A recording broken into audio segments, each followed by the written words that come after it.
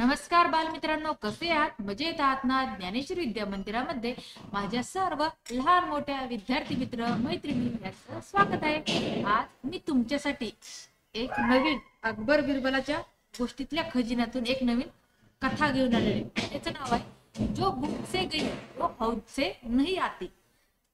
कथेचं नाव ऐकलं, पण तुम्ही जर आतापर्यंत आपल्या ज्ञानेश्वरी विद्या मंदिराला सबस्क्राईब केलं नसेल तर लगेच सबस्क्राईब करून घ्या. व सबस्क्राईब सोबत नोटिफिकेशन आहे त्याला हिट करा. आपल्या चॅनलवरती अपलोड होणारे नवनवीन व्हिडिओ तुम्हाला पाहायला मिळतील.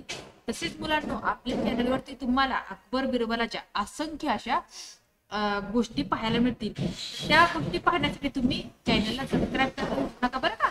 चला सुरू करू आपल्या त्या कथेला. अकबराचा वाढदिवस होता. त्या निमित्ताने शाही मेजवानी होती. अकबराला सर्व दरबारी सरदार इत्यादी भेटून शुभेच्छा देत होते. सोबत बिरबलही बसला होता.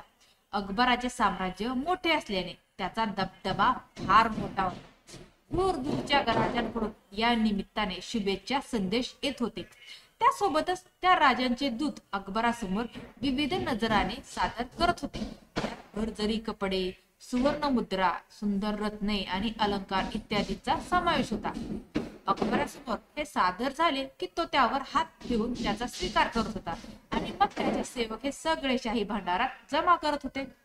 एका राजाने भेट म्हणून फार उंची अत्तरे पाठवली होती. ती अत्तरे सुंदर सुंदर रंगीबेरंगी काचेच्या कुप्यांमध्ये भरलेली होती. ती पाहून अकबराला ते लावून पाहण्याची इच्छा झाली. त्याने एक कुपी बिरबलाला लावून पाहायला दिली आणि एक स्वतःसाठी घेतली.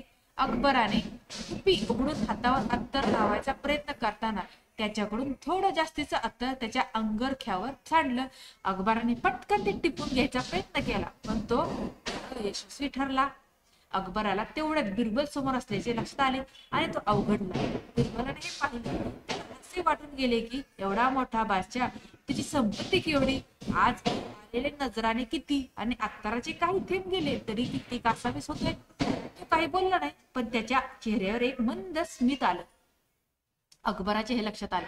त्याला ते फार लाजिरवाणं वाटले. त्यांना थोडस आपल्यासाठी काहीच नाही ते दाखवलं. दुसऱ्या दिवशी एका हौदात अत्तर भरायला सांगितलं आणि प्रजेला त्यातून हवं तेवढं अत्तर घेऊ शकता अशी दवंडी पिटवली.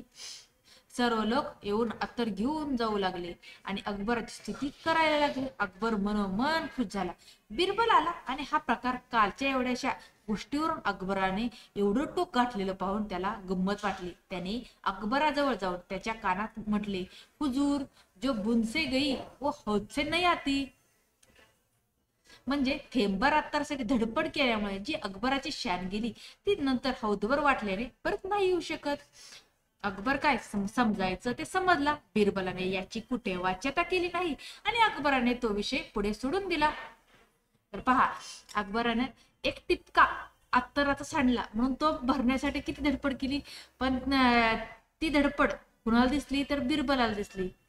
बिरबलाला काही वाटू नये म्हणून अकबराने दुसऱ्या दिवशी काय केलं तर हौदभर अत्तर लोकांना वाटून टाकलं.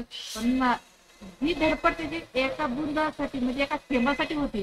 ती हौदभर वाटून जी धडपड त्याने जी धडपड होती एका थेंबासाठी ती हौदभर वाटली तरी संपली का रे? नाही. तर अशा प्रकारे आजची कथा संपलेली आहे. जर तुम्हाला आजची कथा आवडली असेल तर कथेला जास्त शेअर करा. चॅनलला सबस्क्राईब करा. धन्यवाद.